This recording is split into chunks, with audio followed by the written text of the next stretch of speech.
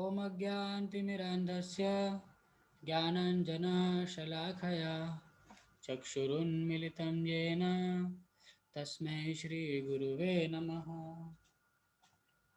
श्रीचैतन्यमनोभीष्टं स्थापितं येन भूतले स्वयं रूपकदा मह्यं ददाति स्वपदान्तिकम्।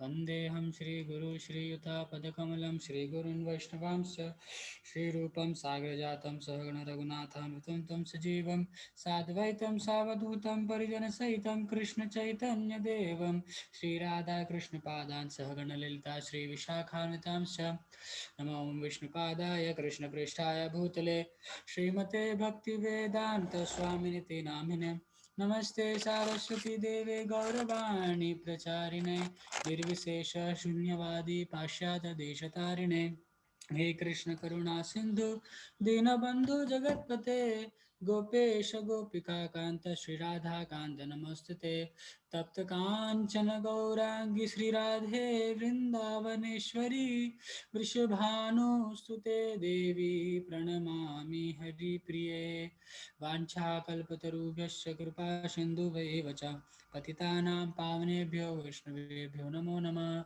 जय श्री कृष्ण चैतन्य प्रभु नित्यानंद श्री अद्वैत गदाधर श्रीवासादि गौर भक्तवृंद हरे कृष्ण कृष्ण कृष्ण हरे हरे हरे राम राम राम हरे हरे। मूकं करोति वाचालं पङ्गुं लङ्घयते गिरिं यत्कृपातमहं वन्दे श्रीगुरुदीनतारिणं परमानन्द हे माधवं श्रीकृष्ण ईश्वरम्।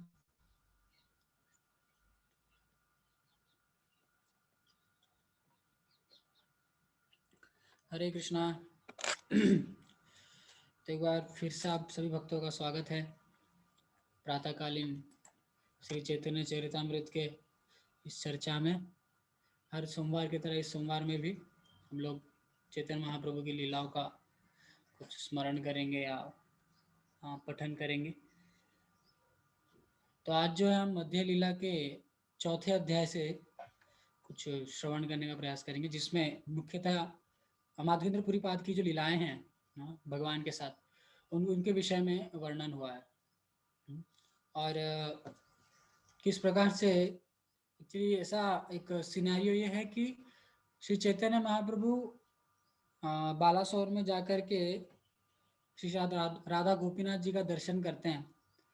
जब राधा गोपीनाथ जी का दर्शन करते हैं तो वहाँ पे सुनते हैं उनका नाम जो था खीर चोरा गोपीनाथ, ऐसा नाम पड़ा था उधर। तो उनके साथ में जो भक्तगण थे वो भक्तगणों को ये माधवेंद्र पुरी पाद की कथा जो है महाप्रभु सुना रहे हैं। तो अभी देखिए श्लोक गा रहे हैं विश्वनाथ चक्रवर्ती ठाकुर। यस्मै धातुं चोरयन् क्षीरभाण्ड गोपीनाथः क्षीरचोराभिभूत श्रीगोपालः प्रादुराशीद्वशः सन् यत्प्रेमणां तं माधवेन्द्रं नतोऽस्मि। कह रहे हैं मैं उन माधवेंद्र पुरी को सादर नमस्कार करता हूँ जिन्हें श्री गोपीनाथ ने खीर का एक पात्र चुरा कर दिया और तत्पश्चात स्वयं खीर चोरा कहलाए। माधवेंद्र पुरी के प्रेम से प्रसन्न होकर गोवर्धन स्थित श्री गोपाल विग्रह ने जन समूह को दर्शन दिया। देखिए आगे देखिए क्या कह रहे हैं। जय जय गौरचंद्र जय नित्यानंद जय अद्वैत चंद्र जय गौर भक्त वृंद।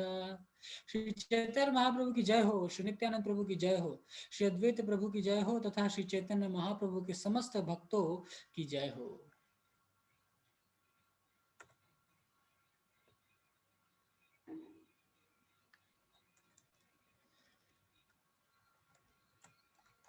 नीलाद्रि गमन जगन्नाथ दर्शन सार्वभौम भट्टाचार्य प्रभु रमिलन। यही सब लीला प्रभु दास वृंदावन विस्तारी विस्तारी करिया छेना उत्तम वर्णन। महाप्रभु जगन्नाथपुरी गए और भगवान जगन्नाथ के मंदिर के दर्शन किए। वे सार्वभौम भट्टाचार्य से भी मिले।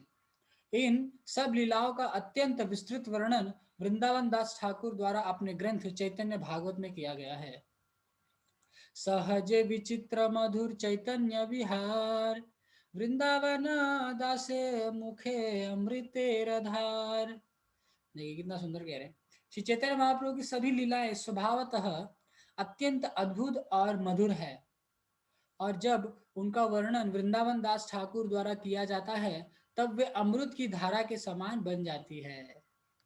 अभी चैतन्य चरिता में जब कविराज गोस्वामी इतने वृद्ध हो गए थे कि उनसे मतलब कहा जाता था कि पेन भी उठाया नहीं जा रहा था और उनको दिखाई भी नहीं पड़ता था, उस समय उन्होंने एक ग्रंथ लिखा था।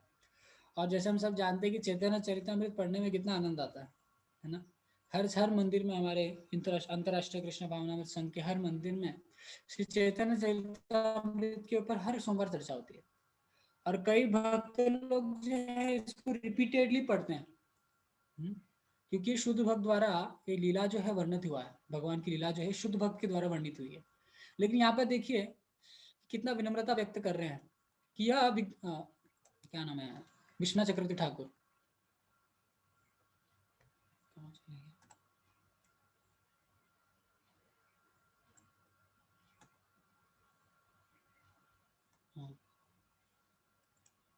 हाँ हाँ, देखिए लिखा हुआ था।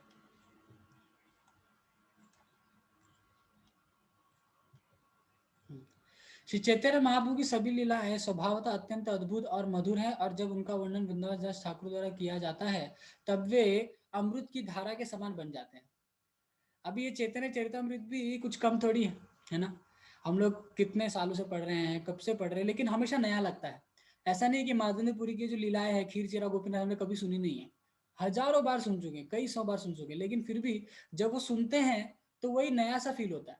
क्यों फील होता है? क्योंकि जो शुद्ध भक्त होते हैं वो जब उसको वर्णन करते हैं तो उसके अंदर वो जो पुराना सा जो फीलिंग होता है चले जाता है ना। और यहाँ पे एक बहुत अच्छी चीज हमें जीवन में भक्त को सीखनी चाहिए कि एक भक्त जो होता है वह अपनी नम्रता जो पात्र है उससे भगवान को आकर्षित करता है। नम्रता रूपी पात्र से भगवान को आकर्षित करता है ना। जो श्रीमद भगवद गीता में भगवान चौथे अध्याय में जो 34वें नंबर श्लोक में कहते हैं ना, तद विद्धि प्रणिपातेन परिप्रश्नेन सेवया उपदेक्षन्ति तद ज्ञानम ज्ञानेन तत्सदर्शिनः। भगवान कहते हैं कि गुरु के पास जाकर के 3 चीज करनी चाहिए। एक तो प्रणिपात, परिप्रश्न और सेवा, है ना। अभी प्रणिपात का अर्थ होता है कि गुरु के सामने जाके डंडे के समान दंडवत प्रणाम करना। लेकिन प्रणिपात का जो है बहुत डीप मीनिंग भी है। और डीप मीनिंग क्या है कि अपने आप को मूर्ख, अपने आप को इतना अधम समझना, और अपने आप को जो भक्त होते हैं वो कभी अपने आप को क्वालिफाइड नहीं समझते भगवान की सेवा करने के लिए। वो हमेशा अपने आप को इतना निम्न कोटि का मानते हैं कि मैं तो कभी क्वालिफाइड हो ही नहीं सकता, मैं कभी क्वालिफाइड हो ही नहीं सकता। मुझसे जो ऊंचे कोटि के जो मेरे सीनियर्स हैं वो हमेशा क्वालिफाइड रहेंगे, वो हमारे जो गुरुजन हैं उनकी सेवा कर रहे हैं, भगवान की सेवा कर रहे हैं। तो इस प्रकार का जो मनोभाव रखते हैं अपने हृदय में, वो जो भक्त होते हैं वास्तविकता में प्रणिपात, उन लोग उस चीज को वो करते हैं। प्रणिपात जो शब्द है, प्रणिपात उस चीज को दर्शाते हैं वो भक्त। जिस प्रकार से जब पानी का स्वभाव होता है वो तरल होता है, तरल इन द सेंस वो ऊपर से नीचे की ओर बहता है पानी, है ना। उसी प्रकार जो दिव्य ज्ञान होता है, जो हमारे गुरुजन हैं, जो श्री प्रभुपाद जी से दिव्य ज्ञान आ रहा है, वो पानी के समान तरल है और ऊपर से नीचे की ओर बह के आता है। तो जब व्यक्ति प्रणिपात जो भाव है उसको अपने हृदय में हृदयंगम कर लेता है तो उसके बाद जो दिव्य ज्ञान है वो पानी की तरह बह करके उसके हृदय में आ जाता है। जब वो ज्ञान उसके हृदय में आता है तब जाकर के वो भगवान और अपने गुरु की सेवा कर सकता है, तब वो जाके परिप्रश्न कर सकता है, उसके बाद लास्ट में सेवा कर सकता है। लेकिन वास्तविकता तो यह है कि अगर कोई भक्त बात सोच सकता है कि नहीं, मेरे जीवन में तो मैं अपने आप को मूर्ख समझ नहीं पाता, मैं कितना मेहनत कर रहा हूँ, मैं लिख के भी रखता हूँ कि मेरे अंदर ये डिस्क्वालिफिकेशन है, ये क्वालिटी नहीं, ये क्वालिटी नहीं, फिर भी मेरे अंदर भक्त के अंदर कोई सोच सकता है कि मेरे अंदर इतना अहंकार है कि मैं अपने आप को हाँ निम्न नहीं समझ पा रहा हूँ। तो भगवान कहते हैं कि सेवया, अगर व्यक्ति कुछ सेवा करता है ना, तो ये प्रणिपात और परिप्रश्न ये बाय प्रोडक्ट्स बन जाएंगे। ये बाय प्रोडक्ट्स बन जाएंगे व्यक्ति अगर कुछ सेवा करता है तो। सेवया उपद्याक्षन्ति तद ज्ञानम, है ना। तो कुछ सेवा करेगा तो प्रणिपात और परिप्रश्न ये दो जो चीजें हैं, इस स्वभाव स्वतः ही उसके हृदय में अपने आप आने लगेंगे। अब देखिए आगे क्या कह रहे हैं। मैं ज्यादा डिस्क्रिप्शन नहीं दूंगी, लीला बहुत सुंदर है, बहुत अच्छी लीला है।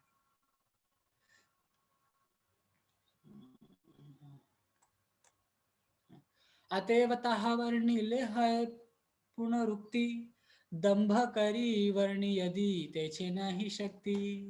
इसलिए मेरा सविनय निवेदन है कि चूंकि इन लीलाओं का चूंकि इन लीलाओं का सुंदर वर्णन वृंदावन दास ठाकुर द्वारा पहले ही हो चुका है, अतएव उन लीलाओं की पूर्णावृत्ति दंभ की परिचयकता होगी। अतएव में ऐसा करना अच्छा नहीं होगा, मुझे ऐसी शक्ति नहीं है, मेरे मुझ में ऐसी शक्ति नहीं है।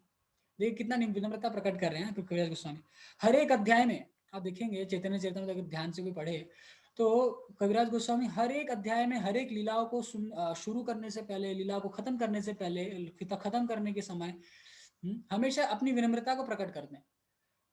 अरे विनम्रता एक्चुअली कोई आर्टिफिशियल चीज नहीं है। अब ऐसा मान लीजिए कोई भक्त सोचता है कि हाँ ये चीज मैंने सुन ली, अभी मैं इसको ट्राई करूंगा, लेकिन वो हो नहीं पाएगा, वो आर्टिफिशियली व्यक्ति कर नहीं सकता। ये भगवान उसको एक शक्ति प्रदान करते, नम्रता शक्ति जो है, ये साधना के साथ, साधना के द्वारा इस शक्ति को प्राप्त करता है।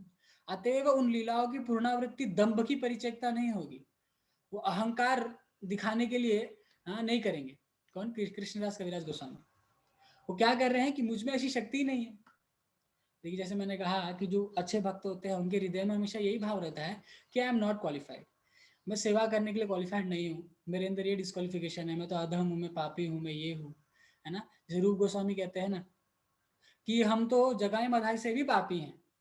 रूप गोस्वामी जो ब्राह्मण कुल से जन्म लिए थे, जिन्होंने हमें रूप गोस्वामी, जिनके हम उनके नाम से हमको रूपानुग कहा जाता है, ऐसे आचार्य वो अपने आप को क्या कहते हैं कि मैं तो जगाए और मधाई से भी पतित हूँ। इस प्रकार का उनका दैन्यता था, और ये दैन्यता के कारण ही वो प्रचार कर पाए वास्तविकता में।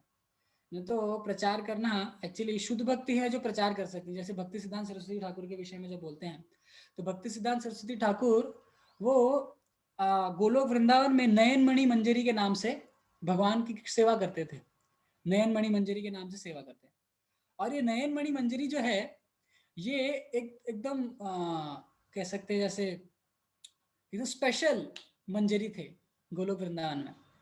जब राधा कृष्ण, श्रीमती राधा रानी और भगवान जब आमने सामने जो खड़े होते हैं ना, तो जो ग्लैंस होती है उनके, मतलब जब एक दूसरे को आंख आंख मिला के जब देखते हैं तो वो जो ग्लैंस है उसका भी एक फॉर्म है, और जो फॉर्म है वो श्री भक्ति सिद्धांत सरस्वती ठाकुर है, जो उधर गोलोक वृंदावन में नयन मणि मंजरी के नाम से प्रसिद्ध है, और उधर वह उनकी सेवा करते हैं।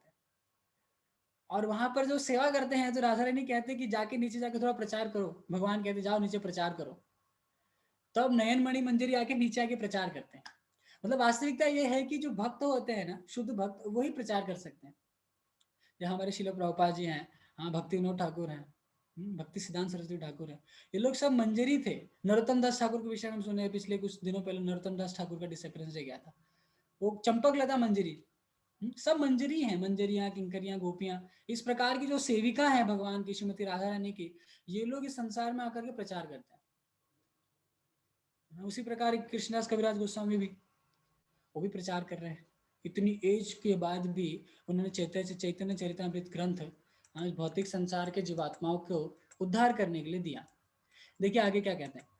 चैतन्य मंगल यहाँ करिले वर्णन, सूत्र रूपे से लीला करिए सुचान।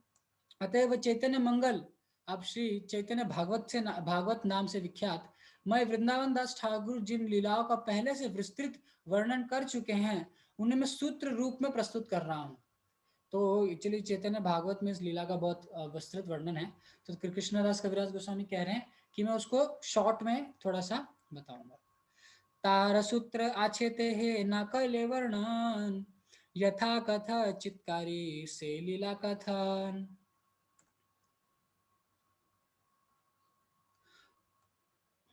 उन्होंने कुछ लीलाओं का विस्तृत वर्णन नहीं किया, प्रत्युत सार मात्र दिया है। अतएव मैं इस पुस्तक में उनका वर्णन करने का प्रयास करूंगा।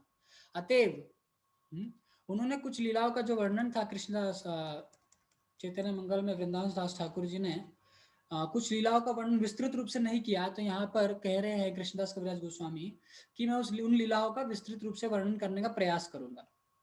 आगे देखिए क्या करें। अतएव तार पाए करी नमस्कार, तार पाए अपराध नाहो का मार। जैसे मान लीजिए अथॉरिटी क्रॉस करना हो गया, ऐसा जिसे सोच रही है कि मैं मेरे जो गुरु समान वृंदावन दास ठाकुर उनका उनको उल्लंघन ना कर दूं, ये कह रहे हैं। अतएव मैं वृंदावन दास ठाकुर के चरण कमलों में अपना सादर नमस्कार अर्पित करता हूँ। मुझे आशा है कि मेरे इस कार्य से उनके चरण कमलों के प्रति अपराध नहीं लगेगा, अपराध नहीं होगा, है ना। कितना सुंदर चीज है। वो नहीं चाहते कि मैं जो मेरे गुरुजन है मैं उनको क्रॉस करके जाऊं। इसके लिए वो कर भी रहे हैं, तो उनसे क्या करें, एक तरह से परमिशन ले रहे हैं कि मैं उनको नमस्कार करते हुए उनकी आज्ञा पालन लेते हुए मैं इस चीज को करने का प्रयास कर रहा हूँ। आगे देखिए। एई मत महाप्रभु चालीला नीला चले, चारी भक्त संगे कृष्ण कीर्तन कुतूहले। अब यहाँ पे लीला का वर्णन शुरू कर रहे हैं कि श्री चैतन्य महाप्रभु अपने चार भक्तों सहित जगन्नाथपुरी की ओर चल पड़े, और वे बड़े उत्साह से भगवान के पवित्र नाम हरे कृष्ण मंत्र का कीर्तन कर रहे थे। भिक्षा लागी एक दिन एक ग्राम गिया, आपने बहुत न अनिल मागिया। श्री चैतन्य महाप्रभु प्रतिदिन स्वयं एक गांव में जाते और प्रसाद तैयार करने के लिए चावल तथा अन्य अनाज पर्याप्त मात्रा में मांग लेते। भगवान जाके भीख मांग रहे। कितनी बढ़िया चीज है ना। हम लोग जब जाते थे सब्जी मंडी में, वापी में भी जाते थे, उदयपुर में भी जाते थे, तो वहां पर कुछ लोग थे जो शुरुआत में कुछ भी नहीं देते थे, कुछ भी नहीं देते थे। फिर धीरे धीरे कर करके उन्होंने किसने एक आलू देना शुरू किया और एक अरवी देना शुरू किया, और जब तक मैं था वहां पर उदयपुर में तो एक आलू और एक अरवी तक ही सीमित था। लेकिन जब हम लोग जाते थे और चिल्लाता था, डांटता रहता था, फिर भी हम नम्रता से उसको हरे कृष्ण हाथ जोड़ के आ जाते थे। तो धीरे धीरे उसने ना थोड़ा आलू ज्यादा देना शुरू किया, आलू और अरवी ज्यादा ज्यादा देना शुरू किया।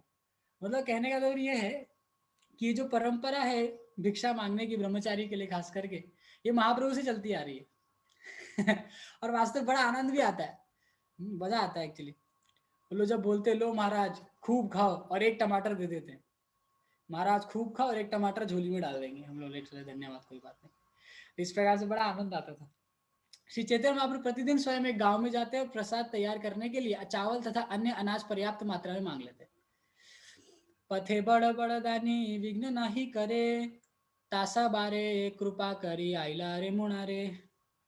रास्ते में अनेक नदियां पड़ी और हर नदी पर पार कर एकत्र करने वाला व्यक्ति था।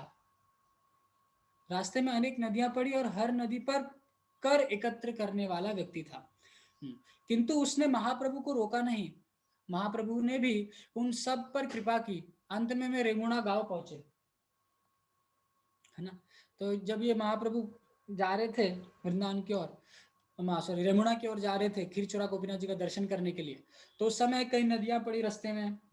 कई सारे लोग थे जो कर वसूलने वाले थे, लेकिन उन्होंने उनसे कर नहीं लिया और महाप्रभु ने उन पर कृपा दृष्टि कर दी। उनके ऊपर भी भगवान महाप्रभु ने कृपा की। रेमुणा ते गोपीनाथ परम मोहन, भक्ति करी कैल प्रभु तार दर्शन। रेमुणा के मंदिर में गोपीनाथ का विग्रह अत्यंत आकर्षक था। चैतन्य महाप्रभु ने इस मंदिर में दर्शन किए और अत्यंत भक्ति पूर्वक नमस्कार किया। तार पाद पद्म निकट प्रणाम करीते, तार पुष्प चूड़ा पड़िल प्रभुर माथा ते। ये थोड़ा मतलब ये कोई आश्चर्य करने की बात नहीं है एक्चुअली। जब श्री चैतन्य महाप्रभु गोपीनाथ विग्रह के चरण कमलों में प्रणाम कर रहे थे, तो गोपीनाथ के सिर पर पुष्प मुकुट महाप्रभु के मस्तक पर गिर गया। अभी इसमें आश्चर्य करने की बात नहीं है, क्योंकि महाप्रभु भी भगवान श्री कृष्ण ही है और वो जो गोपीनाथ जी वो भी कृष्ण ही है, तो उन्होंने अपना मुकुट अपने दूसरे रूप को दे दिया, उसमें आश्चर्य की बात नहीं है ना। तो लेकिन अभी देखिए महाप्रभु भक्त का रोल निभा रहे हैं ना, तो अभी कितना एक्सटेसिव में नाचना शुरू कर देंगे।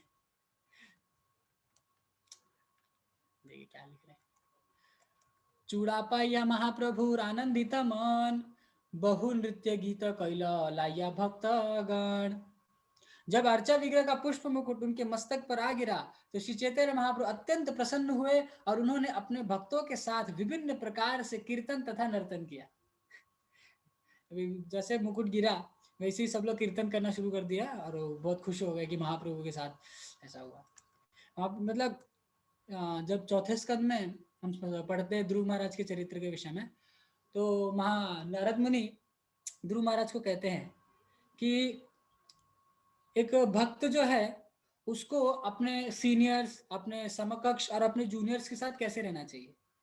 तो नारद मुनि कहते हैं गुणाधिखान मुदम लिप्सेद अनुक्रोश गुणाधमात मैत्री समान दन विच्छेन तापरे अभिभूयते। अभी जब जब मार्चा विग्रह पुष्प महाप्रभु के ऊपर गिरा तो हो सकता था अगर कोई वहां पर मटेरियल कॉन्शियसनेस के साथ कोई व्यक्ति रह रहा है तो हो सकता था कि महाप्रभु से ईर्ष्या करने लगे, है ना। इसके लिए नारद मुनि कहते हैं किस प्रकार गुणाधिकार मुदम लिप्सेद, जो हमसे जो व्यक्ति किसी भक्त से मान लीजिए कोई गुण से ज्यादा अधिक गुणवान है तो क्या करना चाहिए हमें, गुणाधिकार मुदम लिप्सेद, उसको आदर करना चाहिए, उससे ईर्ष्या नहीं करनी चाहिए, उससे द्वेष नहीं करना चाहिए। अनुक्रोश गुणाधमात, और कोई व्यक्ति जो हमसे गुण से नीचे है, हमसे मान लीजिए गुण से कम है उसके पास, हमारे पास जो गुण है उसके पास वो गुण नहीं है, तो उससे ऐसा नहीं कि उसको एक्सप्लॉइट किया जाए, ऐसा नहीं, उसको एक्सप्लॉइट नहीं करना, उसको क्या करना है, उसको प्रेम देना है। अनुक्रोश गुणाधमात मैत्री समान दनविच्छेद, और जो हमारे समकक्ष वे लोग हैं उनके साथ मैत्री का संबंध रखना है, दोस्त के जैसा बिहेव करना है। ये चीज एक्चुअली वास्तविकता में कई लोग इसमें गड़बड़ कर देते हैं, इसमें गड़बड़ होने के बाद पूरा रिलेशनशिप ही खराब हो जाता है। और ये रिलेशनशिप को मेंटेन रखने के लिए सबसे अच्छा सूत्र है, जो हमसे गुण में अधिक है उनको रिस्पेक्ट करो, और जो हमसे गुण में नीचे हैं उनको प्रेम दो, और जो हमसे गुण में समान है, एज में समान हो सकता है, कोई गुण में समान हो सकता है, तो उनसे प्रेम से रहो, मैत्री भाव में रहो। तो ऐसे क्या होगा, तापरे अभिभूयते, जो संसार में जो तीन तरह के ताप हैं, आदि दैविक, आदि आत्मिक, आदि भौतिक, वो आपको परेशान नहीं करेंगे ध्रुव। इस प्रकार से नारद मुनि मुझे इसको बताते हैं, है ना। तो अभी आगे देखिए क्या कह रहे हैं, प्रभुर प्रभाव देखी प्रेम रूप गुण विस्मित इला गोपीनाथेर दासगण। श्री चैतन्य महाप्रभु ने प्रगाढ़ प्रेम, श्री चैतन्य महाप्रभु के प्रगाढ़ प्रेम, उनके अत्युत्तम सौंदर्य तथा उनके दिव्य गुणों को देखकर के अर्चा विग्रह के सभी सेवक आश्चर्यचकित रह गए। अभी महाप्रभु तो कितने सुंदर थे, हाँ 7 फुट हाइट, इतने लंबे, उनकी लंबी लंबी भुजाएं थी, कमल जैसी आंखें थी, और गौर वर्ण था। श्रीमती राधा रानी जिस फॉर्म में है, जिस रंग में है, उस रंग में था महाप्रभु, उस रंग में थे। तो निश्चित रूप से जो वहां के सेवक थे भगवान के, पुजारी लोग थे, वो जब देखे इस चीज को आश्चर्य हो गए।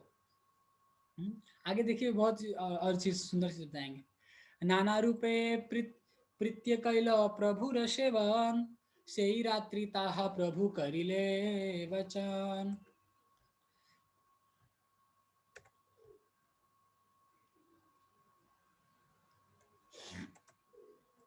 श्री चैतन्य महाप्रभु के प्रति प्रेमवश उन सेवकों ने नाना प्रकार से महाप्रभु की सेवा की, और उन उस रात महाप्रभु गोपीनाथ के मंदिर में रुक गए। तो जब ये महाप्रभु के, ये जो गोपीनाथ जी के जो सेवक थे, जब उन्होंने ये चीज को देखा कि अरे ये तो महाप्रभु के ऊपर देखो भगवान का सीधा पुष्प मुकुट जाके गिर गया, तो उन्होंने उनकी बहुत प्रेम से सेवा की, उनको एक उच्च कोटि का भक्त मानते हुए, बहुत उच्च कोटि का डिवोटी मानते हुए उनको सेवा करने के बाद महाप्रभु को गोपीनाथ जी के मंदिर में ही रुकने के लिए अनुरोध किया। फिर आगे देखिए क्या कहते हैं, महाप्रसाद शीर लोभे रहिला प्रभु तथा पूर्वे ईश्वर पूरी तारे कहिया छे न कथा। महाप्रभु वहां इसलिए रुके थे क्योंकि वे गोपीनाथ विग्रह का खीर प्रसाद पाने के लिए अत्यंत उत्सुक थे। उन्होंने अपने गुरु ईश्वरपुरी से यहाँ घटित एक कथा सुन रखी थी। अभी देखिए ये परंपरा सिस्टम है ना, भगवान हर जगह जाकर के परंपरा जो है, एवं परंपरा प्राप्त राजा से इस चीज को स्थापित कर रहे हैं ना। यहाँ पर भी देखिए क्या कह रहे हैं, उन्होंने अपने गुरु जो ईश्वरपुरी थे उनसे जो कथा सुनी थी वो कथा भी बताने जाएंगे, जो गोपीनाथ जी विग्रह के साथ जो घटित हुई थी। और किस लिए रुके थे मंदिर में, कि जो खीर प्रसाद जो भगवान को भोग लगता है सुबह मंगला आरती में, वो मैं पाना चाहता हूँ। तो महाप्रभु खीर पाना चाहते थे, तो उसके लिए वो रात को वहाँ पर रुक जाते हैं। अभी कथा सुनाना शुरू करेंगे। शिरचोर गोपीनाथ प्रसिद्ध तार नाम, भक्त गणे कहे प्रभु से तो आख्यान। यह विग्रह दूर दूर तक क्षीर चोरा गोपीनाथ के नाम से विख्यात था। और चैतन्य महाप्रभु ने अपने भक्तों को वह कथा सुनाई कि यह विग्रह इतना प्रसिद्ध कैसे हो गया। अभी जैसे प्रसंग चल रहा है चौथे स्कंद में यहाँ पर कि प्रचेताओं का प्रसंग चल रहा है। तो उसमें मतलब चार लोग, मतलब चार ग्रुप जो हैं वो एक दूसरे से चर्चा कर रहे हैं। सबसे पहला ग्रुप क्या है, सूत गोस्वामी जो है वो 88,000 ऋषि मुनियों को प्रचेताओं की कथा सुना रहे। जो उन्होंने किससे सुना था, सुखदेव गोस्वामी जब परीक्षित महाराज को एक कथा सुना रहे थे तो सूत गोस्वामी ने वहां सुना था। अभी सुखदेव गोस्वामी जब परीक्षित महाराज को कथा सुना रहे हैं तो वो क्या कह रहे हैं कि मैंने जो मैत्रेय ऋषि और विदुर जी के बीच में जो चर्चा हुई थी वो मैं आपको सुनाने जा रहा हूँ। तो इसी प्रकार यहाँ पर भी वही चीज हो रही है ना, कि जो मैंने सुना है ईश्वरपुरी से वो आपको मैं सुनाने जाऊंगा। तो यहाँ पे भी सेकंड पर्सन आ गए महाप्रभु, कहते हैं पूर्व माधव पुरी लागी क्षीर कैला चूरी, आते एवं नाम हैला क्षीर चोरा हरी। पूर्व काल में इस विग्रह ने माधवेंद्रपुरी के लिए क्षीर का पात्र चुराया था, अतएव वे खीर चुराने वाले भगवान के नाम से प्रसिद्ध हो गए। अभी कोई साधारण व्यक्ति का खीर चुरा ले तो लोग उसको चोरी कहेंगे, लेकिन भगवान खीर चोरी कर लेते हैं तो उनको क्या, खीर चुरा गोपीनाथ के नाम से पूछते हैं। पूर्वे श्री माधवपुरी आइला वृंदावन, भ्रमिते भ्रमिते गैला खी गिरी गोवर्धन। ये बता रहे महाप्रभु की माधवेंद्रपुरी पाद वृंदावन जा रहे थे। तो एक बार श्री माधवेंद्रपुरी पाद वृंदावन गए और वहां घूमते घूमते गोवर्धन पर्वत पहुंचे। तो वृंदावन में गए थे माधवेंद्रपुरी पाद, और वह घूमते घूमते दर्शन करते करते गोवर्धन पर्वत जो है उनके पास, उसके पास पहुंचते हैं।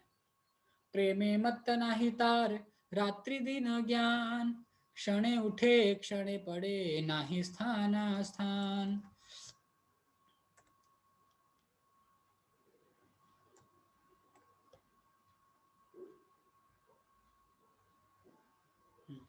माधवेंद्रपुरी भगवत प्रेम में उन्मत्त रहते थे और उन्हें इसका ज्ञान भी नहीं रहता था कि दिन है या रात।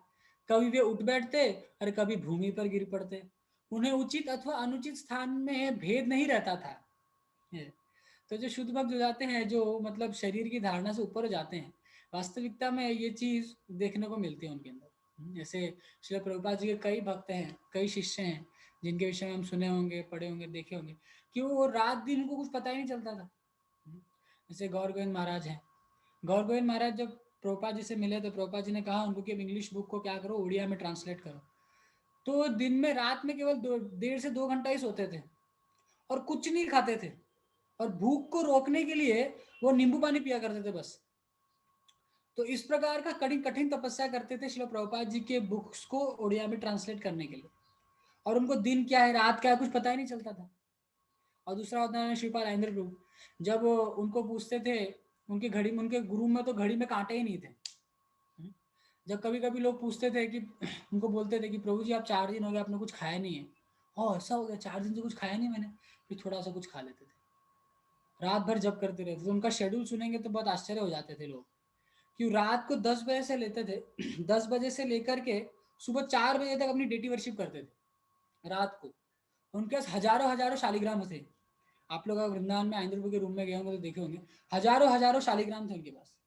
उनकी सेवा करते थे प्रेम से, एक हाथ से पकड़ करके एकदम प्रेम से उनको, हाँ, सेवा किया करते थे।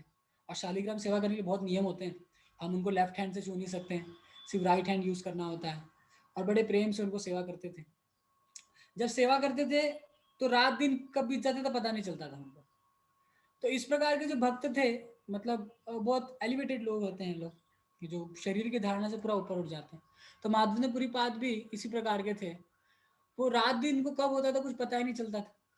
उन्हें उचित अथवा अनुचित स्थान में भेद नहीं रहता था। इस बार जगन्नाथ दास बाबा जी महाराज के विषय में सुनते हैं कि लोग उनके पास आते थे कि महाराज मेरा फ्यूचर बताओ, महाराज मेरे बच्चे की शादी कब होगी महाराज, मेरा धन बढ़ जाए महाराज, इस प्रकार से लोग परेशान करते थे आकर के। तो जगन्नाथ दास बाबा जी महाराज क्या करते थे, जाकर टॉयलेट में जाके जप किया करते थे, है ना। टॉयलेट में जाकर जप करके वो लोग उनके पास ना आए, इसके लिए टॉयलेट में जाके जप करते थे। तो ऐसे लोगों को क्या है, उस स्थान से कोई फर्क नहीं पड़ता है, स्थान ये हो या वो हो, उनको पता है कि काम एक ही करना। इसके लिए आगे देखिए क्या कहते हैं, शैल परिक्रमा करी गोविंद कुंडे आशी, स्नान करी वृक्ष तले आछे संध्यावसी। गोवर्धन पर्वत की परिक्रमा करने के बाद श्री माधवेंद्रपुरी गोवर्धन कुंड गए और वहां स्नान किया। फिर संध्या विश्राम के लिए एक वृक्ष के नीचे बैठे गए। गोपाल बालक एक दुग्ध भांड लाइया, आशी आगे धरी किछु बलिल हासिया। जब वे वृक्ष के नीचे बैठे थे तभी एक अज्ञात ग्वाल बाल दूध का पात्र लेकर आया और माधवेंद्रपुरी के सामने पात्र रखकर हंसते हुए उसने इस प्रकार बोला, पुरी यही दुग्ध लैया करे तुम्हें पान, मागी के नो ही खाओ की बा करो ध्यान। हे माधवेंद्रपुरी, कृपया मेरे द्वारा लाया हुआ दूध पीजिए, आप खाने के लिए कुछ भोजन क्यों नहीं मांग लेते, आप किस तरह का ध्यान कर रहे हैं। आई मानिए जैसे माधवेंद्रपुरी बात पूछे उनसे कि अरे भाई, आपको किसने बताया मैं भूखा हूँ, मेरे को तो, मैंने तो किसी को कहा नहीं कि मैं भूखा हूँ करके, मैं तो यहाँ बैठ के अपना भजन कर रहा हूँ, आपको किसने कह दिया। तो देखिए आगे कहते हैं, बालकेर सौंदर्य पुरी हैल संतोष, ताहार मधुर वाक्य गैला भोक शोष। उस बालक के सौंदर्य को देख करके माधवेंद्रपुरी पाद अत्यधिक संतुष्ट हुए। हाँ, उसके मीठे वचन सुनकर वे अपनी सारी भूख तथा प्यास भूल गए। अभी भगवान किससे बात कर रहे हो तो उसको भौतिक तृष्णाएं कैसे सता सकती हैं। मतलब शुद्ध भक्त कितने उच्च कोटि के भक्त होंगे, भगवान आके उनसे बात करते हैं, मतलब भगवान का जो मधुर स्वर होगा वो तो वास्तविकता में वैसे देखा जाए तो हम उनके अंश हैं, लेकिन इस भौतिक संसार में आने के बाद हम अपने परम पिता की आवाज को ही नहीं जानते। हमारी जो माता है श्रीमती राधा रानी, उन श्रीमती राधा रानी की वॉइस कैसी है वो भी हमको नहीं पता है। कितना दुर्भाग्य है जीवात्मा का इस संसार में, क्यों अपने जो परम पिता है श्री कृष्ण और जो माता है हमारी श्रीमती राधा रानी, उनकी वॉइस कैसी है वो नहीं पता। ये दुर्भाग्य है वास्तव में। और मतलब अंदर एक शौक होना चाहिए कि कब वो दिन आएगा कि हम श्रीमती राधा रानी जो कृपा की मूर्ति हैं वो अपने पास बुला करके मतलब एक संतान, एक पुत्र के समान कैसे बिहेव करे। उस बालक के सौंदर्य को देखकर माधवेंद्रपुरी अत्यंत संतुष्ट हुए। उसके मीठे वचन सुनकर वे अपनी सारी भूख तथा प्यास भूल गए। माधवेंद्रपुरी ने कहा, तुम कौन हो। कहाँ चले गए। हाँ, माधवेंद्रपुरी ने उससे पूछा कि तुम कौन हो, तुम कहाँ से आए, तुम कहाँ रहते हो, तुम कैसे जान पाए कि मैं उपवास कर रहा हूँ, है ना। फिर आगे कहते हैं, बालक कहे गोप आमी यही ग्रामे वशी, आमार ग्रामते कहे ना रहे उपवासी। कहते हैं बालक ने उत्तर दिया, महाशय मैं ग्वाल बाल हूँ और इस गांव में रहता हूँ, मेरे गांव में कोई भूखा नहीं रहता। कह रहे भगवान कह रहे हैं उनको कि मेरे गांव में कोई भूखा नहीं रहता कोई। और कहते हैं आगे कहते हैं, केह अन्य मागी खाए केह दुग्धहार, आया चक जने आमी दिए तो आहार। इस गांव में कोई भी व्यक्ति दूसरे से मांगकर भोजन कर सकता है। कुछ लोग केवल दूध पीकर रहते थे, किंतु यदि कोई व्यक्ति किसी से भोजन नहीं मांगता तो मैं उसको खाने की सारी वस्तुएं देता हूँ। तो मतलब देखिए जैसे कह रहे हैं कि भगवान एक डिपार्टमेंट संभाल के रखे हुए हैं कि जब कोई व्यक्ति कुछ मांगता नहीं है, अचायक वृत्ति रखता है, तो मैं क्या करता हूँ, मैं खुद जाकर के उसको भोजन देता हूँ, मैं खुद जाकर के उसकी सेवा करता हूँ। फिर आगे कह रहे हैं, जलनिते स्त्रीगण तुम्हारे देखी गैल, स्त्री सब दुग्ध दिया हमारे पठाइल। पानी लेने आई हुई स्त्रियों ने आपको यहाँ देखा तो उन्होंने यह दूध देख करके मुझे आपके पास भेजा है। तो आगे कह रहे हैं, गोदोहन करीते चाही शीघ्र आमी द्याब, आर बार आशी आमी ए भांड लाइब। अभी कह रहे हैं कि जब मैं आपको पूछे, मान लीजिए कि आपको जैसे माधवेंद्र पुरीपाद पूछ रहे हैं कि आपको किसने बताया मैं भूखा हूँ, तो फिर वो कह रहे हैं कि यहाँ पे कुछ गांव की जो स्त्रियां थी वो पानी लेने जा रही थी। जब उन्होंने देखा कि आप यहाँ पर बैठे हो भूखे, तो उनको समझ में आया कि भूखे हैं, तो उन्होंने मुझे इस पॉट में, इस मटके में दूध लेकर के आपके पास भेज दिया। और कहा कि बालक ने कहा कि मुझे शीघ्र ही गाय धोने जाना है, किंतु मैं लौटकर यह दूध का पात्र आपसे ले जाऊंगा। तो कह रहे हैं कि मुझे अभी क्या है ना, थोड़ा काम है, मैं जा रहा हूँ, मुझे दूध धोने जाना है। दूध धोने के बाद मैं आता हूँ, उसके बाद में आपसे पात्र जो है ले जाऊंगा।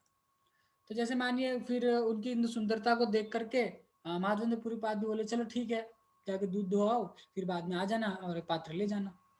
फिर कहते हैं एता बलि गेला बालक ना देखिए आर, माधव पुरी रचिते हैला चमत्कार। यह कहकर वह बालक वहां से चला गया। वह बालक अचानक अंतर अंतर्धान हो गया, तो माधवेंद्र पुरी का मन आश्चर्यचकित हो गया। दुग्धपान करी भांड धुआ राखिल, बाट देखे से बालक पुनः न आइल। दूध पीने के बाद श्री माधवेंद्र पुरी ने पात्र को धोया और एक तरफ रख दिया। फिर वे उसी बालक की राह देखते रहे, किंतु वह बालक नहीं आया। अभी उनको दूध तो दे दिया, उन्होंने दूध पी भी लिया।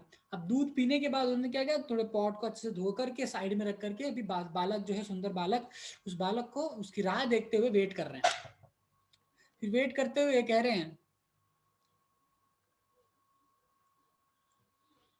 वसीना मलय पुरी निद्रा नहीं है, शेष रात्रे तंद्रा हैल वृत्ति लय। माधवेंद्र पुरी सो नहीं सके। वे बैठे रहे और हरे कृष्ण महामंत्र का जप करते रहे। रात्रि समाप्त होने पर उन्हें थोड़ी झपकी आ गई और उनके सारे ब्रह्म कार्य रुक गए, बाह्य कार्य रुक गए। तो यहाँ पर बता रहे कि जब जो बालक नहीं आया, तो माधुर्यपुरी पाद जप करना शुरू कर दिया। और फिर जप करते करते उनको थोड़ी सी नींद तो नहीं कह सकते, झपकी आ गई। जैसे कभी कभी झपकी लग जाती है ना व्यक्ति को, जब कोई व्यक्ति थका होता है तो उसको झपकी आ जाती है। तो झपकी आ गई, और झपकी में जैसे झपकी लगी तो उनके बाहर के जो बाह्य जो कार्य थे, जैसे जप करना जो कार्य कर रहे थे, रुक गए कुछ क्षण के लिए। स्वप्ने देखी सही बालक सम्मुखे आशिया, एक कुंजे लैया गेला हाताते धरिया। माधवेंद्र पुरी ने स्वप्न में उसी बालक को देखा। वह बालक उनके सामने आया और उनका हाथ पकड़कर उन्हें जंगल में एक कुंज तक ले गया। अभी ये जो झपकी के समय ही वो सपना देख रहे हैं। क्या सपना देख रहे हैं कि बालक आया और बालक क्या कर रहा है, उनका हाथ पकड़ के माधवेंद्र पुरी पाद का हाथ पकड़ के उनको लेके जा रहा है एक जंगल की ओर, एक झाड़ियों की ओर ले जा रहा है। और फिर क्या कह रहे हैं, कुंज देखिया कहे अमी यही कुंजे रही, शीत वृष्टि वातारिते महादुख पाई। बालक ने माधुनपुरी को वह कुंज दिखाया और कहा, मैं इसी कुंज में रहता हूँ, अतः मुझे कड़ाके की ठंड, बरसाती वर्षा, वायु तथा झुलसती गर्मी के कारण अत्यंत कष्ट हो रहा है। अभी देखिए, आप भी सोच सकते हैं कि व्यक्ति के भगवान है वो, तो इस संसार में गर्मी ठंडी वर्षा इन्होंने तो बनाई है, तो क्या इनके बनाए हुए, बनाए गए ये जो वस्तुएं हैं, क्या वो उनको अपने आप से कंट्रोल नहीं कर सकते? हुँ? क्या वो अपने आप को इन वस्तु से रक्षित नहीं कर सकते, रक्षा नहीं कर सकते? लेकिन यहाँ पर जो भगवान जो है वो इस जीवात्मा को संसार में बताना चाहते हैं कि उनका जो भक्त होता है, वो भगवान की सेवा करने के लिए कितने हद तक भी जा सकता है। ये हमारे परंपरा में कई जगह देखा गया। जैसे सबसे बड़े उदाहरण हमारे आचार्य श्रील प्रभुपाद जी हैं। 70 साल की आयु में 2 हार्ट अटैक आने के बाद भी वो जाते हैं अमेरिका में, हाँ, भगवान नाम का प्रचार करने के लिए, वो भी अकेले 40 रुपया लेकर के। कौन व्यक्ति करेगा? प्रैक्टिकली सोचा जाए तो व्यक्ति नहीं करते सब। फिर आगे देखिए क्या कह रहे हैं, ग्रामेर लोकानी आमा कई कुंजे हैते, पर्वत ऊपरी लैया राख भाल मने। कृपा करके गांव के लोगों को लाकर मुझे इस झाड़ी से निकालिए और उनसे कहकर मुझे पर्वत की चोटी पर भली प्रकार स्थापित कर दीजिए। ना, ये सब लीला हम सुने हुए हैं कि किस प्रकार से भगवान जो है ग्वाल बाल के रूप में आकर के माधवेंद्र पुरी पाद के सपने में आकर के कहते हैं उनको कि आप क्या करो, ये झाड़ियों से मुझे निकाल लो माधवेंद्र, और मुझे पहाड़ की चोटी पर, गोवर्धन की चोटी पर मुझे लेकर जाकर वहां स्थापित करो। फिर कहते हैं, बालक ने आगे कहा, एक मठ करिता करह स्थापन, बहु शीतल जले कर श्रीअंग मार्जन। बालक ने आगे कहा, कृपया उस पर्वत की चोटी पर एक मंदिर बनवाइए और मुझे उस मंदिर में स्थापित कर दीजिए। इसके बाद मुझे पर्याप्त शीतल जल में स्नान करवाइए, जिससे मेरा शरीर स्वच्छ हो जाए। आई भगवान सेवा मांग रहे हैं। देखिए कितने ऊंचे कोटि के भक्तों के माध्यम से पूरी बात, कि स्वयं भगवान उनसे सेवा मांग रहे, भाई मेरी सेवा करो। जिस प्रकार से हम साउथ इंडिया के कथा में सुनते हैं ना, वरदराज जी, कांचीपुरम जी के कांचीपुरम जी के भगवान जो कांचीपूर्ण थे, उनसे सेवा लेते थे और उनसे बात किया करते थे। वो उनको चामर डुलाते थे और उनको बात किया करते थे, और वो रात भर भगवान उनसे बात किया करते थे। कितने ऊंचे कोटि के भक्त हैं ये, कि भगवान स्वयं इनसे बात करते हैं, है ना। स्वयं कितने मतलब अकल्पनीय है। कोई व्यक्ति, कोई कोई व्यक्ति अगर नया व्यक्ति होगा तो विश्वास भी नहीं करेगा कि ऐसा कभी हो सकता है क्या। लेकिन आप कांचीपुरम जाएंगे, वरदराज जी के दर्शन करेंगे, वरदराज जी बहुत सुंदर है, एक स्माइल है और एकदम छाती चौड़ी और मस्त भगवान खड़े हैं, दर्शन दे रहे हैं भगवान सबको। कांचीपुरम जी उनकी सेवा किया करते थे, चामर डुलाया करते थे। तो बहुत जब बड़ी कथा है वो मतलब कैसे जाते हैं गोष्ठी पूर्ण के पास, फिर इस प्रकार से वो शिष्य बन के जाते हैं, लेकिन सब उनको बहुत फेमस रहते हैं कि सब जानते थे कि जो है भगवान से निकटतम है, तो इस प्रकार से। फिर आगे कहते हैं, हाँ, हाँ, एत बलि से बालक अंतर्धान कैला, जागिया माधव पूरी विचार करिल। झाड़ियां इतनी घनी है कि हम जंगल में प्रवेश नहीं कर पाएंगे, अतएव हाँ, एक मिनट। हाँ, यह कहकर बालक अंतर्धान हो गया। तब माधवेंद्रपुरी जाग गए और अपने सपने के बारे में विचार करने लगे। तो यहाँ पर कह रहे हैं कि जब भगवान उनके स्वप्न में आकर के इस चीज को कहे, तो माधवेंद्रपुरी पाद जो थे माधवेंद्रपुरी पाद, वो मतलब बहुत आश्चर्य हो गए। और जब उनका स्वप्न टूटा तो थोड़ा सोचने लगे, विचार करने लगे क्या किया जाए, भगवान आकर के मुझे सेवा दे रहे हैं तो मुझे क्या करना चाहिए। तो कह रहे हैं, श्री कृष्ण के देखिनु मुई नारी नुची निहिते, एत बलि प्रेमावेशे पाइला भूमिते। माधवेंद्रपुरी पाश्चाताप करने लगे। मैंने साक्षात भगवान कृष्ण को देखे, मैंने साक्षात भगवान कृष्ण को देखे, किंतु मैं उन्हें पहचान न सका। यह कहकर वे प्रेमावेश में भूरी पर गिर पड़े। कह रहे हैं कि उन्होंने जब भगवान का दर्शन किया, ग्वाल बालक का जो स्वयं भगवान श्री कृष्ण थे, तो पश्चाताप कर रहे कि यार मैंने भगवान का दर्शन किया लेकिन मैं उनको पहचान ही नहीं पाया। वास्तविकता में जीवात्मा के संसार में यही परिस्थिति है, यही स्थिति है।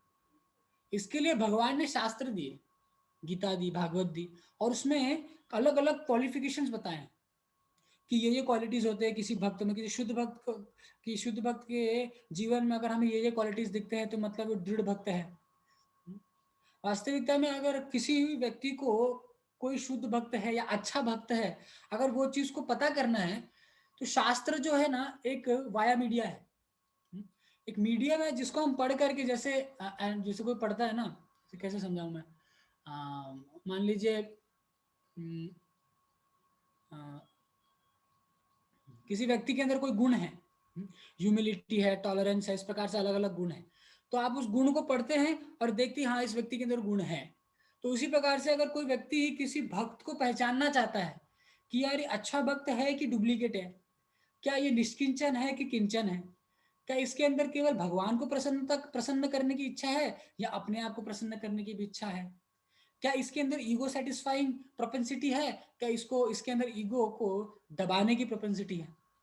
तो इस प्रकार से जब व्यक्ति टटोलता है, किस हिसाब से, शास्त्रों के हिसाब से टटोलता है, तो वो जान सकता है कि अच्छा भक्त कौन है और बुरा भक्त कौन है।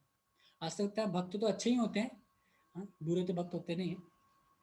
तो भक्त कौन है वो जान सकते हैं शास्त्रों के आधार पर।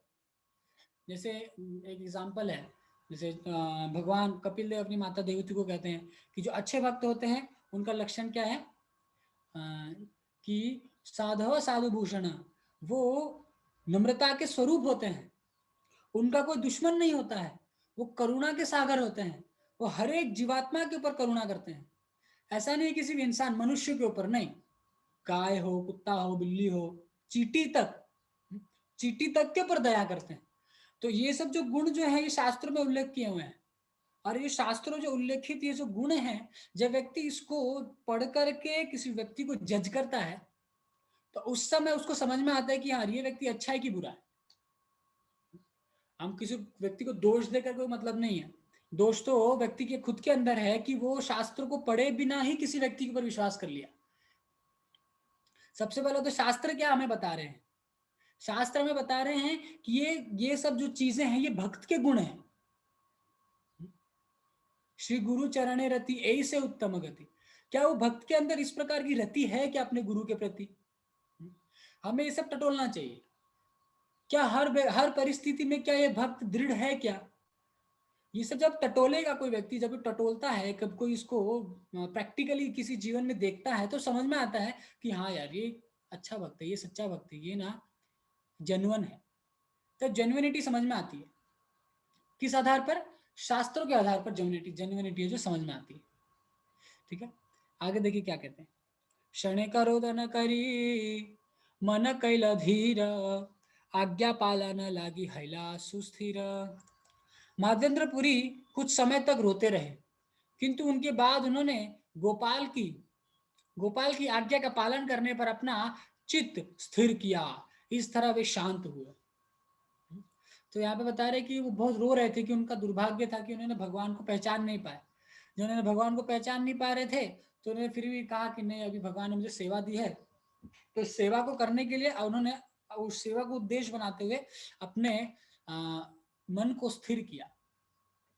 प्रातः स्नान करी पुरी ग्राम मध्य गईला, सब लोग एकत्र करी कहिते लागिला। कहते हैं प्रातःकाल स्नान करने के बाद माधुरपुरी गांव में गए और सारे लोगों को एकत्र किया। फिर वे इस प्रकार कहने लगे। अभी सुबह सुबह फटाफट उन्होंने स्नान किया, स्नान करके गए गांव में, गोवर्धन जहां पर वो गोविंद कुंड में विश्राम कर रहे थे, पास में जो गांव था वो गांव में जाकर के सबको कहने लगे। क्या कहते हैं? ग्रामेर ईश्वर तोमार गोवर्धन धारी। कुछ सॉरी कुएं आछे चला तारे बाहिरे से करी। कहते हैं इस गांव के स्वामी गोवर्धनधारी कुंज में पड़े हुए हैं, आइए चलकर उन्हें उस स्थान से बाहर निकाला जाए। अभी ऐसा कह रहे हैं। फिर कहते हैं अत्यंत दिखाई नहीं पड़ रहा, अत्यंत निविड़ कुंज नारी प्रविशेते कुठारी कोदिल द्वारा करीते। कह रहे हैं कि देखो वो जो जंगल है वो बहुत घना है। वो घना जंगल होने के कारण हम लोग उसके अंदर प्रवेश नहीं कर पाएंगे, इसलिए कुछ लोग क्या बोलते हैं, फरसा ले लो, क्या बोलते हैं, प्रवेश नहीं कर पाएंगे। अतः रास्ता बनाने के लिए कुल्हाड़ियां तथा कुदाल ले लो। तो ये सब जो इंस्ट्रूमेंट से लेने के लिए बोल रहे हैं कि ये सब जो अस्त्र शस्त्र ले लो ताकि हम उस जगह बना करके भगवान को निकाल सकें। फिर कहते हैं सुनी लोक तारा सुने संगे चालीला हरिषे, कुआं काटी द्वारा करी कुंज काटी द्वारा करी करीला प्रवेश है। यह सुनकर सारे लोग अत्यंत हर्षित होकर माधवेंद्रपुरी के साथ चल पड़े। उन्हें उनके निर्देशानुसार उन्होंने झाड़ियां काट कर रास्ता बनाया और जंगल में प्रवेश किया। फिर आगे क्या बताया? ठाकुर देखिले माटी तृणे आच्छादित, देखी सब लोक हैल आनंदे विस्मित। जब उन्होंने अर्चा विग्रह को धूल तथा घास से ढका देखा तो सब आश्चर्य तथा हर्ष से भर गए। अभी ये भगवान इस प्रकार से कैसे हो गए कि मुसलमानों ने उस जगह पर गोवर्धन पर अटैक कर दिया, तो वहां के जो पुजारी गण थे उन्होंने क्या किया, भगवान को उठा करके एक जो जंगल ये जो कुंज है उसके अंदर रख करके भगवान ने क्या कर दिए, वहां भगवान को रख करके पुजारी लोग चले गए। अभी भगवान यहाँ पर कई वर्षों से रह रहे थे, तो फिर माधवेंद्रपुरी पाद को कह करके उन्होंने जब ये झाड़ी जो काटे थे उसको हटवा कर जब भगवान को देखते हैं सब लोग तो बहुत आश्चर्य हो जाते हैं, अरे यार भगवान तो इतने सुंदर है, भगवान को देख करके सब पहले तो आश्चर्य हो जाते हैं कि माधवेंद्र पुरीपाद बहुत बड़े महान संत हैं, उस चीज को लेकर के, और हर्ष से खुश रहते, वाह हमारे लिए हमारे जो गोपाल है यही है। आवरण दूर करी करिला विदिते, महाभारी ठाकुर कहे ना चलिते चलाइते। जब अर्चा विग्रह के शरीर को साफ कर दिया गया तो उनमें से कुछ लोगों ने कहा यह विग्रह बहुत भारी है, इसे अकेला एक व्यक्ति हिला नहीं सकता। तो कहते हैं कि जो विग्रह जो थे श्रीनाथ जी जो नाथ द्वारा में भी रह रहे हैं, तो उन्हीं गोपाल जी की चर्चा हो रही है यहाँ पे।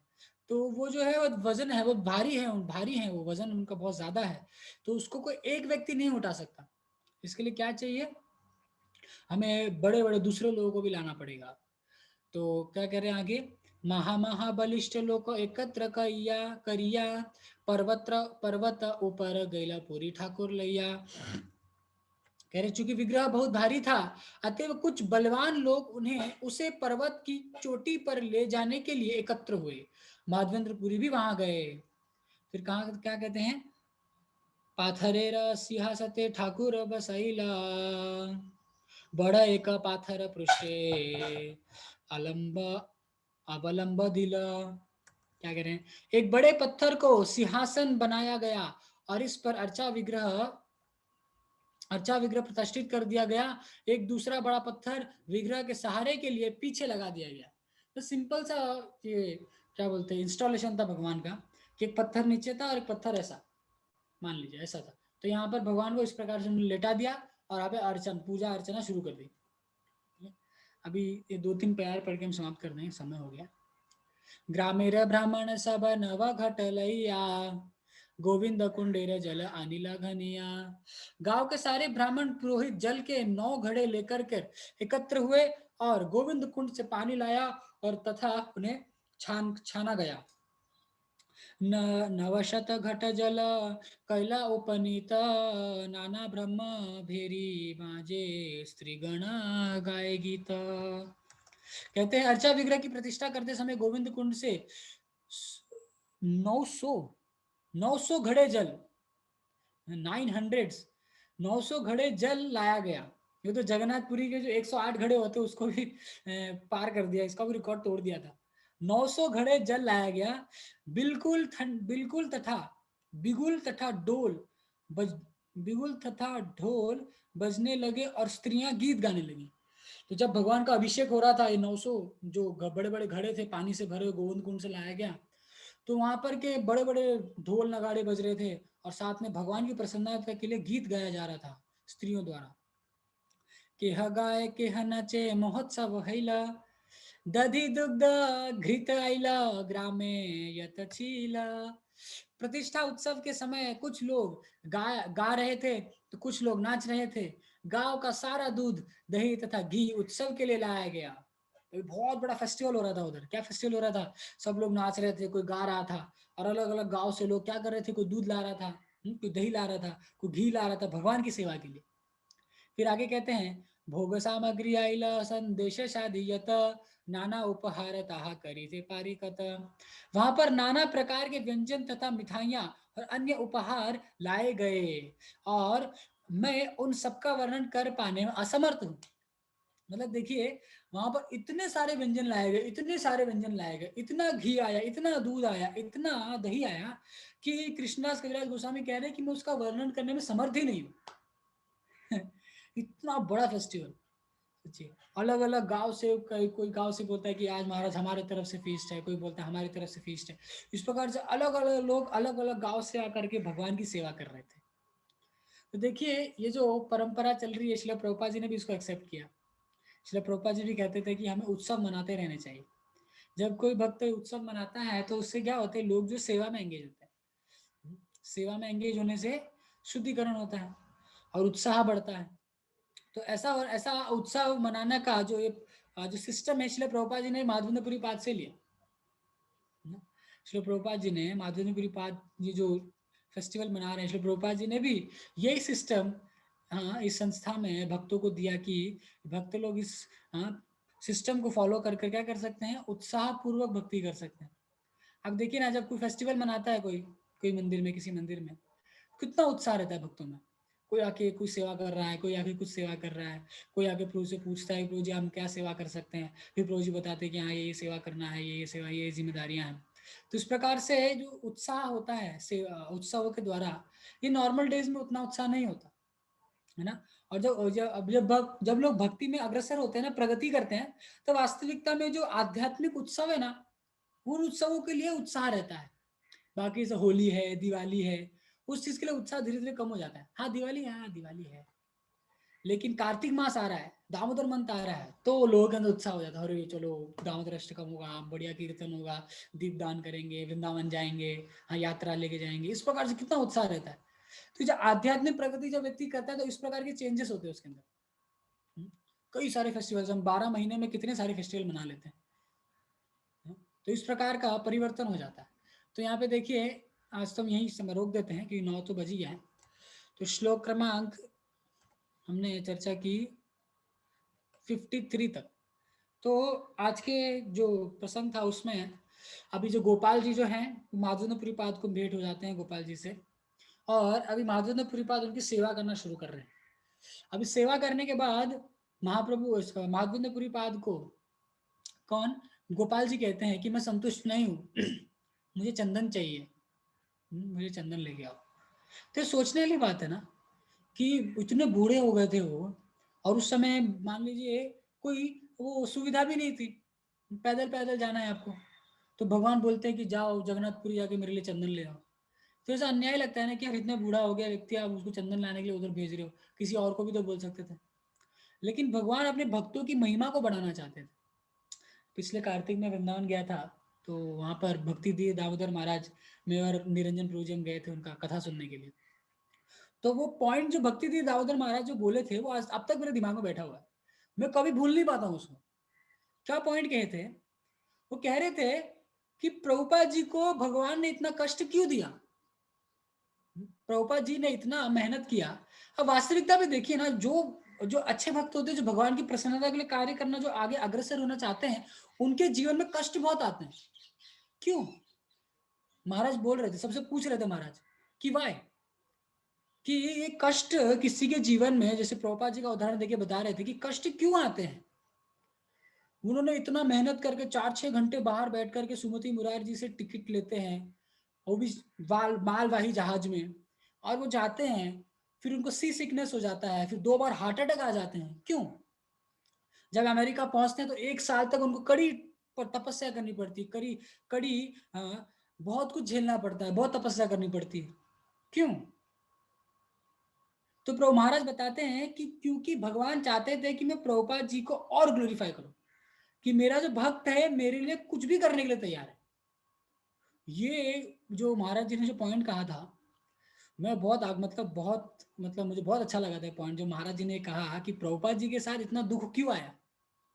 जब भक्त प्रगति करता है तो उसके जीवन में दुख क्यों बढ़ जाते हैं।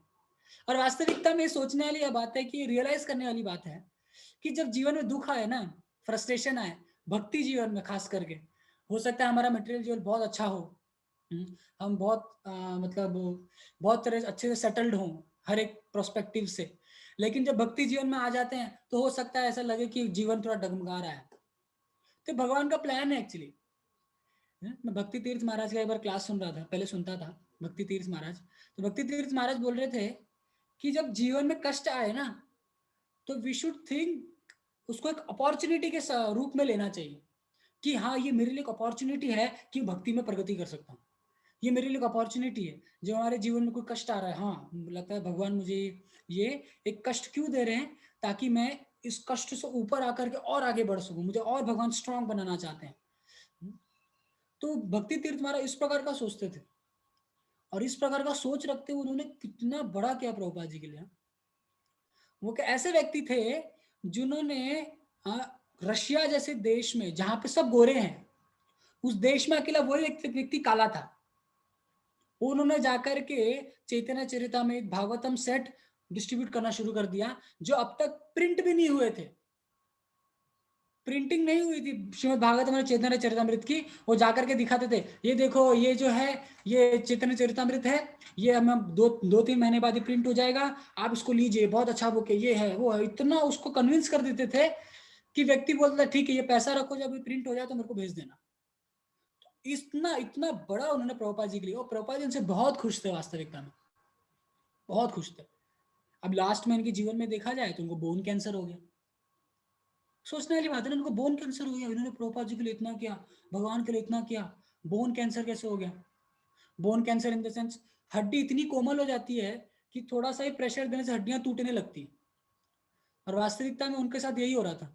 उनका जो हैंड बैग था, उन्होंने जब उस हैंड बैग को उठाया तो उनका शोल्डर ही टूट गया, कंधा टूट गया उनका, इतना तीव्र गति से कैंसर फैला था उनके शरीर में। तो ऐसा क्यों होता है? जब उनसे राधानाथ महाराज पूछते हैं कि महाराज आपको इतना कष्ट हो रहा है, आप कैसा फील कर रहे हो, तो वो बोलते हैं कि ये जो कष्ट है ये मेरे लिए वरदान है, ये मेरे लिए वरदान है, ताकि मैं भगवान का स्मरण अच्छे से कर पा रहा हूँ। सोचिए बहुत कम एज में महाराज चले गए, केवल 50-55 की एज में महाराज शरीर छोड़ दिए थे। कितना मतलब ये भक्त हैं एक्चुअली, जो शुद्ध भक्त होते हैं अपने गुरु कृष्ण के लिए करने के लिए कुछ भी करने के लिए तैयार हो जाते हैं। ये वास्तविकता में आचार्य जो है हमको सिखाते हैं, और भगवान अपने भक्त और अपने आचरण से, अपने खुद के आचरण से और भक्त के आचरण से सिखाते हैं कि देखो ऐसा करना चाहिए, ऐसा करना चाहिए, ऐसा करना चाहिए, है ना। तो 9 बज गया है, मैं ज़्यादा नहीं पकाऊंगा आप लोग को, तो अभी यहाँ पे हम रोक देते हैं। श्री प्रभुपाद की जय, श्रीमाद पुरी पाद की जय, जगत गुरु श्री प्रभुपाद की जय। ठीक है, अगर किसी का कुछ कमेंट है तो कमेंट कर सकते हैं, अगर प्रश्न है तो एक प्रश्न भी पूछ सकते हैं।